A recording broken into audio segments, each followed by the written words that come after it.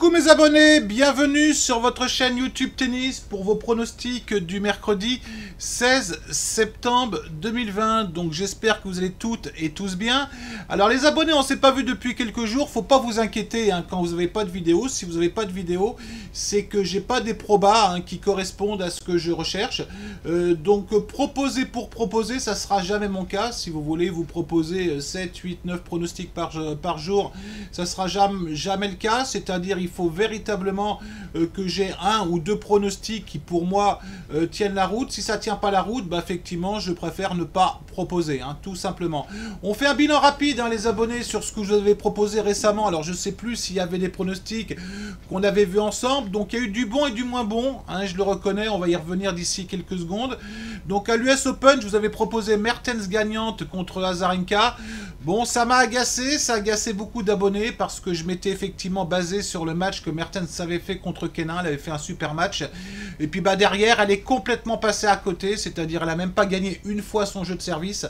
Alors comme je dis souvent, j'ai pas dormi avec Mertens la veille. C'est une blague bien évidemment parce que je connais pas Mertens personnellement, mais c'est pour vous expliquer un petit peu la difficulté de temps en temps hein, d'un pronostic. C'est-à-dire on a une joueuse qui fait un super match le tour d'avant, alors on se dit bah tiens, à mon avis elle a une bonne chance de gagner. Et puis là on a une Azarenka qui a fait son match, qui a fait un bon match, et puis Mertens qui est complètement passé à côté. Le deuxième pronostic que je vous avais proposé, c'était Hussler gagnant contre notre ami finlandais en code 2,47. Ce pronostic, on l'a passé. Ensuite, effectivement, qu'est-ce que je vous ai proposé? Je vous ai proposé Lajovic gagnant contre Hoffman. Ce pronostic a été perdant. Malheureusement, Lajovic, enfin, malheureusement ou heureusement, j'en sais rien. Il avait gagné le premier set et puis derrière, effectivement, il n'a pas tenu la route. Je vous avais proposé Djer gagnant contre Sinner, une belle cote à 2,85. Ce pronostic, on l'a passé. On en passe quelques-uns quand même. Hein. Ensuite, qu'est-ce que je vous avais proposé? Alors ça, effectivement, c'est pareil. C'est un peu le même exemple que Mertens. Je vous avais proposé Zverev gagne contre Busta 3-7-1, remboursé 6-3-7-0. On avait une belle cote de 2,46. Et puis notre ami Zverev, il a commencé à jouer effectivement à partir du 3e set. Donc ça, c'est malheureusement des choses qui arrivent. Je ne vais pas vous dire que j'ai pas dormi avec Zverev parce que non, faut pas exagérer non plus. Mais voilà effectivement les derniers pronostics que je vous avais proposé. Et c'est quoi ça? Non, celui-là je vous l'avais pas proposé malheureusement. Ça c'est un autre pronostic. Donc on y va les abonnés sur ce que je vais vous proposer donc pour la journée de demain. Donc je vous ai retenu deux matchs et je vous ai retenu un avis sur un match à mon avis qui peut éventuellement vous intéresser. Le premier match que je vous ai retenu, c'est le match entre Fognini et Humbert. J'en ai d'ailleurs discuté cet après-midi avec un de nos abonnés. On était assez d'accord effectivement sur la discussion qu'on a eue. Donc on a eu un bon Humbert contre Anderson lors du tour précédent. Il a fait son match, il a fait un bon match contre un Anderson bon, qui a un peu de mal à revenir. Contre un Fognini, alors qu'on n'aime pas forcément pronostiquer, parce que Fognini, bah, il choisit ses matchs, alors il est pénible, c'est un jour, il a envie de jouer. On l'a vu dernièrement au tournoi, ça devait être de Kitzbühel, je présume, où il a perdu contre Osler 2-7-0, il s'est fait même exploser contre Osler.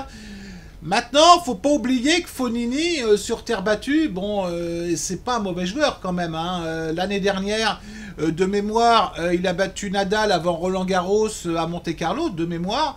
Mais je crois que je me trompe pas. Donc c'est quand même un joueur qui va être en mode Roland-Garros assez rapidement. Et je pense pas qu'il va passer à côté demain. Alors faites gaffe parce que je crois que le match a lieu jeudi d'après mes informations, mais c'est pas grave. Donc je pense vraiment que Fognini, comme je vous dis, il est en mode Roland-Garros. Et là, il va pas jouer au couillon, hein, si vous me permettez l'expression. Donc je vous conseille effectivement Fognini gagnant. Et on a une belle cote là. Il est presque outsider. Il n'est même pas presque outsider. Il est outsider. Pourquoi? Bah parce qu'avec Fognini, on ne sait jamais.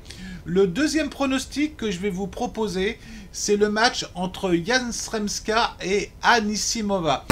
Alors Anisimova, c'est pareil, c'est très compliqué de la pronostiquer. C'est pas forcément une joueuse en plus qui me réussit.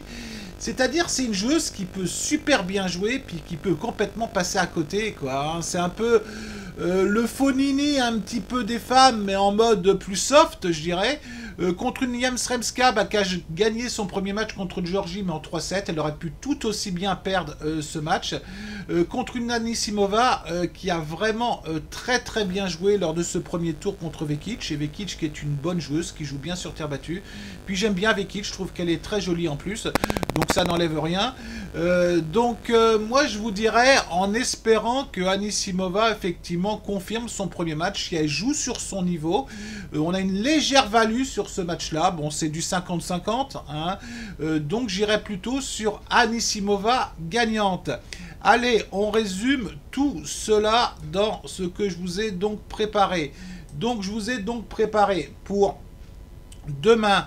Anisimova gagne le match. Bon, c'est une cote que j'ai pêchée, ça fait 1 heure et demie. Aux alentours de 2,23, je vais mettre 1% de mon capital. Et le deuxième match qui a lieu jeudi, visiblement, il a été remis là, ça fait quelques minutes. Je vous donnerai plutôt Fognini gagnant contre Humbert. J'aime bien Humbert, je trouve qu'il est en pleine progression, mais je vais quand même aller sur Fognini. Une cote à 2,14 et je vais également partir sur 1% de mon capital. Le pourcentage, c'est une indication. Après, vous partez effectivement sur le montant que vous voulez, hein, c'est-à-dire 1%, c'est une moyenne proba. Hein, je ne suis jamais sur des grosses probas. Je suis sur une moyenne proba ou une basse proba. Donc là, je pense que les deux matchs, c'est une moyenne proba. Pour l'instant, sur le mois de septembre, bon, on doit être à l'équilibre. On ne fait pas un super mois. Je me suis bien vautré à l'US Open. Hein, j'en ai pas parlé, mais je me suis bien vautré. Je le reconnais. Bon, après, c'est des choses qui arrivent. Mais comme on dit, on paye les musiciens à la fin du bal. Et le bal, c'est le 30 septembre. Donc, on verra où est-ce qu'on en sera. Mais il n'y a pas de raison qu'on ne soit pas en positif comme on arrive à l'être chaque mois. Et c'est pas de la prétention. Vous le savez pour ceux qui me connaissent. Voilà les abonnés. J'ai terminé pour ce soir. Donc, je vais vous souhaiter une très très bonne fin de journée. Voire une bonne soirée à vous toutes et vous tous. Et je vous dis avec plaisir à très très bientôt. Allez, ciao mes abonnés.